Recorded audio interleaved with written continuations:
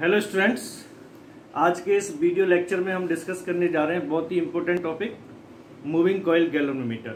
तो देखिए मेरे साथ मूविंग कॉइल गैल्वेनोमीटर। मित्रों, मूविंग कॉइल गैल्वेनोमीटर में हम 3-4 चीजें पढ़ेंगे, जैसे इसका प्रिंसिपल क्या है, इसकी कंस्ट्रक्शन क्या है, वर्किंग क्या है, और गैल्वेनोमीटर की सेंसिटिविटी को कैसे डिफाइन करते हैं। और हम ये भी साथ साथ डिस्कस करेंगे कि गैल्वेनोमीटर को एमीटर में और वोल्टमीटर में कैसे कन्वर्ट किया जाता है। तो ये कंप्लीट टॉपिक है। तो आइए मेरे साथ देखिए मूविंग कॉइल गैल्वेनोमीटर। मित्रों, ये जो गैल्वेनोमीटर है एक डिवाइस है। क्या है? एक डिवाइस जो करंट को सर्किट में डिटेक्ट करती है। कौन सा करंट? स्मॉल करंट, जैसे मिली एम्पियर में जो करंट्स होते हैं उनको ये डिटेक्ट करती है। और एमीटर की फॉर्म में ये मेजर भी कर सकती है, वोल्टमीटर की फॉर्म में वोल्टेज को भी मेजर करती है। तो मूविंग कॉइल गैल्वेनोमीटर क्या है? It is the device, it is the device which detect the small current, और हम ये भी कह सकते हैं और major small current in the circuit में ये करंट को डिटेक्ट करता है। अब बात आती है किस प्रिंसिपल पे काम करता है। देखिए प्रिंसिपल, देखिए इसका, जैसे हमने आपको बताया था कि कोई भी करंट कैरिंग लूप अगर मैग्नेटिक फील्ड में है तो वो टॉर्क एक्सपीरियंस करता है। तो यही इसका बेसिक प्रिंसिपल है। It is based on the fact that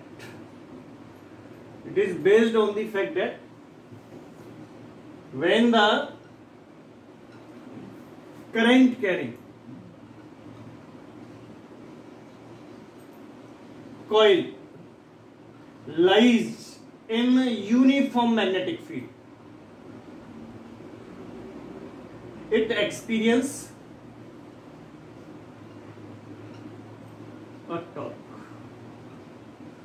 अब मित्रों, ये जो टॉर्क है ये 3-4 चीजों पर डिपेंड करता है। मैग्नेटिक फील्ड की स्ट्रेंथ क्या है, कॉइल में कितने टर्न है, और कितना करंट पास कर रहे हैं, मैग्नेटिक फील्ड के साथ कितना एंगल कॉइल ने बना रखा है। ये सारी चीजों पे ये जो टॉर्क है वो डिपेंड करता है। तो गैल्वेनोमीटर का एक बार प्रिंसिपल दोबारा पढ़ देता हूं मैं। It is based on the fact that when the current carrying coil lies in uniform magnetic field it experience a torque. Okay, अब आप इसकी कंस्ट्रक्शन देखिए। मैं ये हटा रहा हूं। कंस्ट्रक्शन में क्या होता है, जैसे इसमें एक कॉइल होती है जिसमें मैनी टर्न्स होते हैं। ये कॉइल बना देता हूं। It consist of a coil of many turns.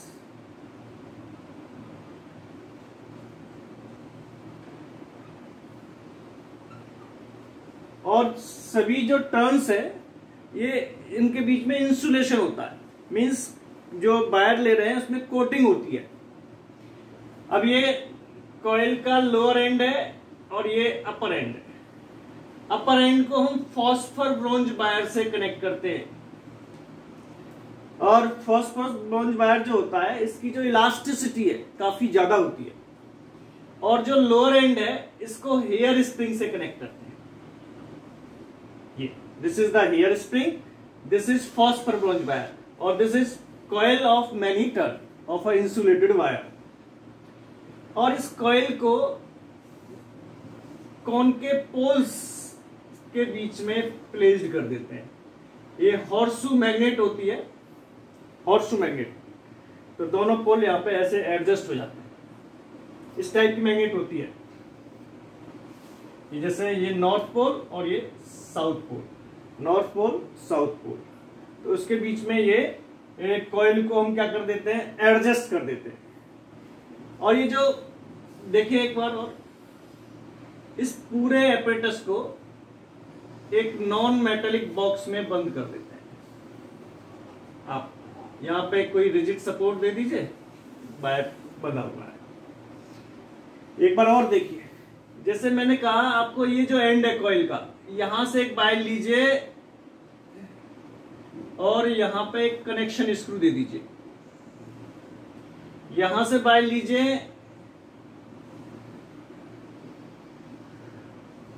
और यहां पे एक कनेक्शन स्क्रू दे दीजिए। कनेक्शन स्क्रू T1 मान लीजिए, इसे T2 मान लीजिए। इसके थ्रू आप सर्किट से बैटरी वगैरह से कनेक्ट करेंगे तो इस कॉइल में करंट पास होगा। ये जो पोल्स है, ये सिलेंड्रिकल पोल्स ले रखे हैं, इससे रेडियल मैग्नेटिक फील्ड यहां पर सेट होगा। कैसा फील्ड सेट होगा? Radial magnetic field. अभी बताएंगे रेडियल मैग्नेटिक फील्ड क्या है। मैग्नेटिक फील्ड की स्ट्रेंथ को बढ़ाने के लिए आप चाहो तो यहां पे एक सॉफ्ट आयरन कोर भी एडजस्ट कर सकते हैं। This is the soft iron core. जिससे क्या होगा? मैग्नेटिक फील्ड की स्ट्रेंथ बढ़ जाएगी और जिससे टॉर्क ज्यादा मिलेगा, बी ज्यादा मिलेगा। तो यहां तक क्लियर हुआ? तो इसमें देखिए क्या क्या है। एक हमने क्या लिया, इसमें कॉइल ली जिसमें मैनी टर्न है, coil of many turn, many turns of the insulated copper ले ले तो ज्यादा बढ़िया है, कॉपर वायर। और दूसरा क्या रखा है हमने? मैग्नेटिक पोल्स ले रखे हैं, N and S are the magnetic poles. एक हॉर्सशू मैग्नेट होती है, उसके दोनों पोल्स के बीच में ये कॉइल रखी हो सकती है। और एक चाहे आप इलेक्ट्रोमैग्नेट भी ले सकते हैं। ये क्या है? Phosphor bronze wire, phosphor bronze wire. इसकी इलास्टिसिटी काफी ज्यादा होती है और ये हेयर स्प्रिंग है। और ये जो अंदर है इसमें, ये सॉफ्ट आयरन है, soft iron core. Soft iron core से मैग्नेटिक फील्ड की स्ट्रेंथ को हम बढ़ा सकते हैं। तो ये इसकी कंस्ट्रक्शन हुई। अब मित्रों एक चीज और देखिए, कंस्ट्रक्शन आपकी समझ में आ गई होगी, बहुत ज्यादा इसमें कुछ नहीं है। कॉइल ली, कॉइल को हमने दो पोल्स के बीच में प्लेस्ड कर दिया। कॉइल का जो अपर एंड है वो फॉस्फर ब्रोंज वायर से, लोअर एंड है वो किससे कनेक्ट किया है? हेयर स्प्रिंग से। T1 and T2 are the connection screw. T1 T2 क्या है यहां पे? Are the connection screw. ये क्लियर है? अब आप देखिए एक बार, मान लीजिए, लेट कीजिए, ए क्या है? Area of each turn of the coil. ध्यान में please. B strength of magnetic field, ये पोल्स प्रोवाइड कर रहे हैं। B is the strength of magnetic field. और देखिए, मान लीजिए, if I be the current in the coil, किसी टाइम पे कितना करंट है? I. Then torque experience by the coil. मित्रों आपने फॉर्मूला पढ़ रखा है, पिछले वीडियोज में हमने भी पढ़ा रखा है। और कितना होता है? टॉर्क इक्वल टू होगा N I A B cos theta. ये फॉर्मूला आप और हम दोनों जानते हैं, बहुत सही से जानते हैं। इक्वेशन 1 कह दीजिए, torque experience by the coil tau equal to NIAB cos theta. लेकिन थीटा को जानना बहुत जरूरी है। एक बार फिर दोबारा बताता हूं, थीटा क्या है? Angle between plane of the coil and magnetic field. Magnetic field और कॉइल के प्लेन के बीच में एंगल है थीटा। अब आप देखिए, जैसे मान लीजिए ये coil, this is the coil. अब इस कॉइल में टॉर्क एक्सपीरियंस हो रहा है तो ऐसे रोटेट होगी और इस कॉइल का जो अपर एंड है वो किससे कनेक्टेड है, फॉस्फर ब्रोंज वायर से। जैसे this is the phosphor bronze wire, आप ऐसे समझिए। अब और ये जो फॉस्फर ब्रोंज वायर है ये रिजिड सपोर्ट से फिक्स्ड है। अब इसका मतलब क्या होगा, जब कॉइल रोटेट होगी तो इस वायर में क्या होगा, इस वायर में ट्विस्ट आएगा, ऐंठन आएगी ऐसे। ये वायर क्या होगा, कॉइल जैसे ही इस रोटेट होगी वायर में क्या होगा, ट्विस्ट आएगा। ट्विस्ट आने से जैसे मैं कहूं वायर में ट्विस्ट आ गया और मैं यहां पे पॉइंटर लगा दूं, क्या लगा दूं, पॉइंटर, तो वायर भी ट्विस्ट करेगा तो ये पॉइंटर भी साथ साथ मूव करने लगेगा। तो आपको पता चल जाएगा कि कॉइल में करंट है या नहीं है। जब यहाँ पे करंट नहीं देंगे तो कोई डिफ्लेक्शन नहीं आएगा, मींस कोई टॉर्क एक्सपीरियंस नहीं होगा, तो ये बी पॉइंटर नहीं घूमेगा। तो मेरे ख्याल से समझ में आ गया होगा। एक बार दोबारा देखिए इसको, जब आप थोड़ा सा फोकस कीजिए। जब मैं कॉइल को सर्किट में लाऊंगा तो इस कॉइल में क्या होगा, टॉर्क प्रोड्यूस होगा। टॉर्क की वैल्यू क्या होगी, NIAB cos थीटा। जब इस कॉइल में टॉर्क आ रहा है तो ये जो फॉस्फर ब्रोंज वायर है इसमें ट्विस्ट होगा, ये उठेगा, ऐंठन आएगी इसमें, ये वाली सिचुएशन आई। तो जब इसमें ट्विस्ट आने के कारण से ये जो पॉइंटर है ये अपनी पोजीशन को चेंज करेगा, तो हमें पता चल जाएगा कि डिफ्लेक्शन आ गया, मींस सर्किट में करंट है या नहीं है। जितना ज्यादा डिफ्लेक्शन होगा उतना ज्यादा करंट को शो करेगा, बिकॉज मोर टॉर्क।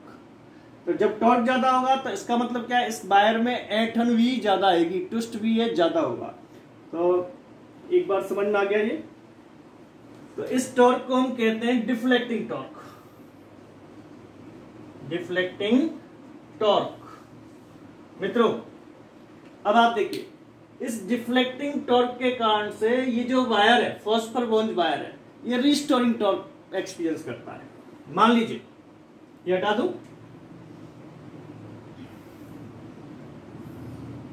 तो जैसे हमने बताया डिफ्लेक्टिंग टॉर्क कितना आ रहा है कॉइल में, तो इक्वल टू आ गया NIAB cos theta. If K is the restoring torque per unit twist in the phosphor bronze wire,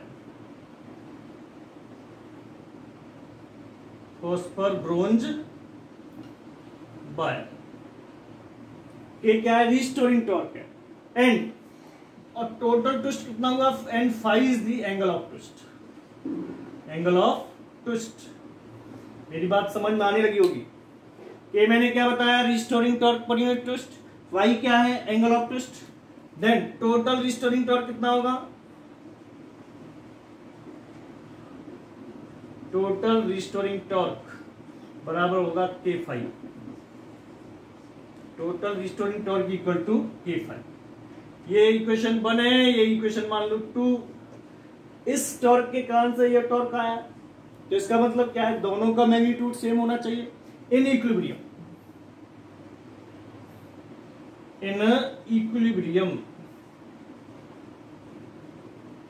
restoring torque बराबर होगा deflecting torque, means NIAB cos theta equal to होगा K phi. तो मैं यहां से देखूं, बात करूं तो I बराबर क्या आ जाएगा, तो I की जो वैल्यू है आ गई यहां से, I इक्वल टू आएगा K phi upon NAB cos theta into phi. अब आप देखिए आई किस पे डिपेंड कर रहा है, फाई पे, और जैसे K फिक्स्ड है, N फिक्स्ड है, A फिक्स्ड है, B फिक्स्ड है, थीटा पे भी डिपेंड कर रहा है और फाई पे डिपेंड कर रहा है। तो मैं यहां पे एक और पॉइंट लेके चल रहा हूं, for radial magnetic field. Radial magnetic field से सेंस क्या है, अगर कॉइल का जो प्लेन है मैग्नेटिक फील्ड के साथ जीरो एंगल क्रिएट करता है, उस फील्ड को हम कहते हैं radial magnetic field. If the magnetic field lies along the plane of the coil then the field is called radial magnetic field. एक बार देखते हैं दोबारा से, मैंने क्या बताया, for radial magnetic field theta की वैल्यू क्या बता रहा हूं मैं, 0 डिग्री, तो cos 0 की वैल्यू 1, तो I बराबर क्या होगा, K upon N A B into 5।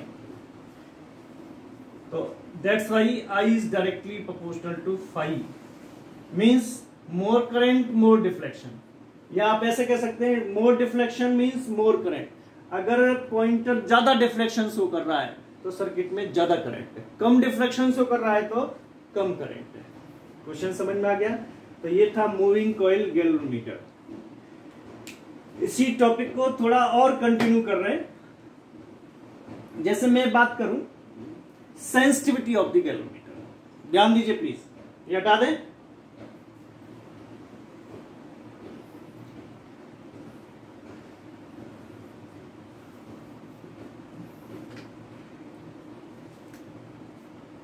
sensitivity of the galvanometer। मित्रों सेंसिटिविटी बहुत ही कॉमन वर्ड है, जैसे हम कहते हैं जी बहुत सेंसिटिव है। सेंसिटिविटी से क्या मतलब है, अगर गैल्वेनोमीटर कम करंट के लिए ज्यादा डिफ्लेक्शन शो करे तो इट्स बाई, इसका क्या मतलब है कि गैल्वेनोमीटर मोर सेंसिटिव है। If galvanometer shows more deflection for less current, then we can say galvanometer is more sensitive. ये लिख देता हूं इस बात को। If galvanometer shows more deflection for less current, then it is said that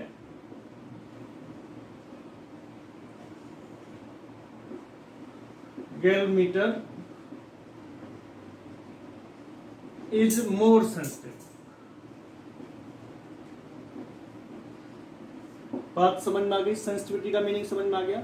अगर galvanometer कम current या कम voltage के लिए ज्यादा डिफ्लेक्शन शो करता है तो हम कहते हैं गैल्वेनोमीटर की सेंसिटिविटी बहुत अच्छी है, बहुत ठीक ठाक है, अच्छा है।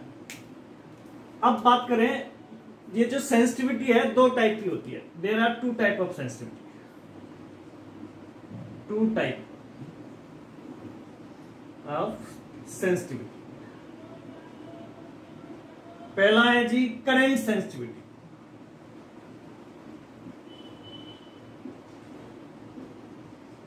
और दूसरा है वोल्टेज सेंसिटिविटी।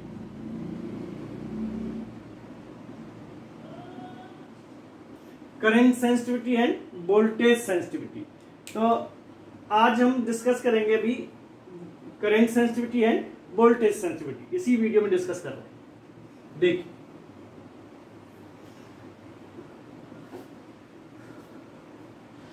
पहले हम बात कर रहे हैं करंट सेंसिटिविटी।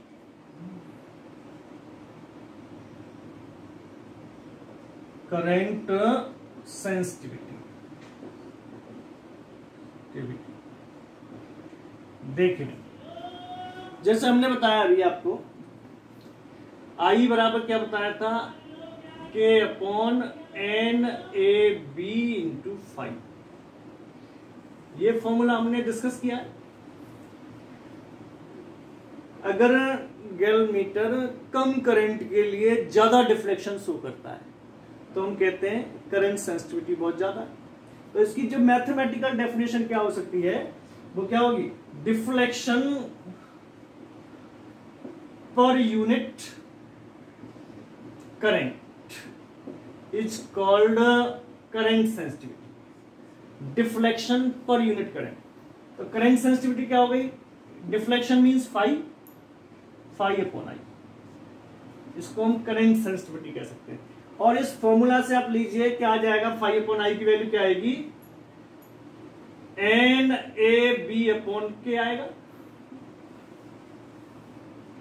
अब सुनिए, क्वेश्चन आ जाता है बोर्ड में करंट सेंसिटिविटी किन किन फैक्टर्स पर डिपेंड करती है, तो आप बड़े आराम से कह सकते हैं number of turns per depend करती है। मोर number of turns more sensitivity, more area of the coil more sensitivity, more magnetic field more sensitivity. तो यहां पे क्वेश्चन था, जैसे हमने ये कॉइल ली थी और इसमें सॉफ्ट आयरन कोर लगाई थी, तो सॉफ्ट आयरन कोर का रोल क्या है, तो आप बता सकते हैं सॉफ्ट आयरन कोर लगाने से मैग्नेटिक फील्ड बढ़ता है। Soft iron core increase the strength of the magnetic field. जब फील्ड की स्ट्रेंथ बढ़ेगी तो करंट सेंसिटिविटी क्या होगी, बढ़ेगी। मींस सॉफ्ट आयरन कोर लगाने से सेंसिटिविटी बढ़ जाती है, it increase the sensitivity of the galvanometer. समझ में आ गया। तो सेंसिटिविटी किन फैक्टर्स पर डिपेंड कर रही है, number of turns in the coil, area of the coil और strength of magnetic field. Okay, now same here voltage sensitivity.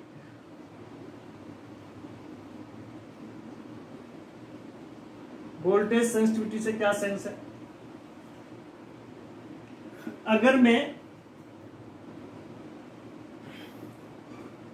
Voltage कम, अगर गैल्वेमीटर कम वोल्टेज पे ज्यादा डिफ्लेक्शन शो कर रहा है तो हम कहेंगे वोल्टेज सेंसिटिविटी बहुत अच्छी है। तो mathematical definition same here, the deflection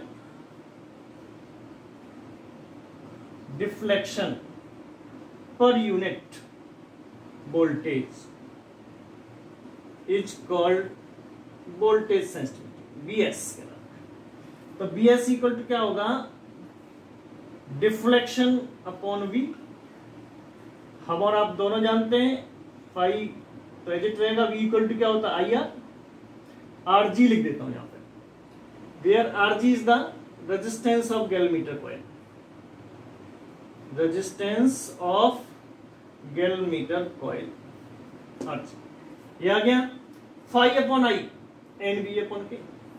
तो बी एस इक्वल टू क्या होगा, N B A upon K R G, N B A upon K R G. अब यहां पे क्वेश्चन क्रिएट होता है, क्या नंबर ऑफ टर्न्स बढ़ाने से वोल्टेज सेंसिटिविटी बढ़ेगी? नहीं बढ़ेगी। कैसे नहीं बढ़ेगी, देखिए मैंने नंबर ऑफ टर्न्स बढ़ाई, नंबर ऑफ टर्न्स बढ़ने से वायर कॉइल का जो वायर है उसकी लेंथ बढ़ रही है, लेंथ बढ़ने से जो रेजिस्टेंस है वो बढ़ेगा। रेजिस्टेंस किस पर डिपेंड कर रहा है, लेंथ पर डिपेंड कर रहा है। तो मान लीजिए मैंने नंबर ऑफ टर्न्स को डबल कर दिया तो simultaneously resistance of the coil भी क्या होगा, डबल होगा। तो नंबर ऑफ टर्न बढ़ने से ये आपस में नेग्लेक्ट हो जाएंगे, ये डबल किए तो ये भी डबल हो गया, तो वोल्टेज सेंसिटिविटी नहीं बढ़ती। सेम हियर, अगर मैंने कॉइल के एरिया को बढ़ाया, कॉइल का एरिया का मतलब क्या है, जैसे पहले मैंने छोटा एक लूप ले रखा था, अब मैंने बड़ा लूप कर दिया, तो जब मैंने एरिया को बढ़ाऊंगा तो साथ साथ लेंथ भी बढ़ेगी वायर की, तो एरिया बढ़ाने से रेजिस्टेंस भी बढ़ेगा, तो वोल्टेज सेंसिटिविटी में कोई चेंज नहीं आएगा। तो वोल्टेज सेंसिटिविटी केवल किस पर डिपेंड कर रही है, बी पे। बी कौन बढ़ाएगा, सॉफ्ट आयरन कोर। और कौन बढ़ाएगा, जो मैग्नेटिक पोल्स ले रखे हैं उनकी स्ट्रेंथ पर डिपेंड करेगा। तो सॉफ्ट आयरन कोर इंसर्ट करने से voltage sensitivity as well as current sensitivity दोनों बढ़ती हैं। तो ये क्वेश्चन कई बार पूछा गया है बोर्ड में, क्या नंबर ऑफ टर्न बढ़ाने से वोल्टेज सेंसिटिविटी बढ़ेगी, तो आपका आंसर यहां से पता चल जाएगा। नंबर ऑफ टर्न बढ़ाने से साइमल्टेनियसली रेजिस्टेंस भी बढ़ता है कॉइल का, तो दोनों एक दूसरे को क्या कर देते हैं, नेग्लेक्ट कर देते हैं। ये डबल हुआ तो ये भी डबल होगा, तो वोल्टेज सेंसिटिविटी नहीं बढ़ेगी। ओके, तो ये था मेरे पास मूविंग कॉइल गैल्वेमीटर में हमने पढ़ा प्रिंसिपल, कंस्ट्रक्शन, वर्किंग और current sensitivity and voltage sensitivity.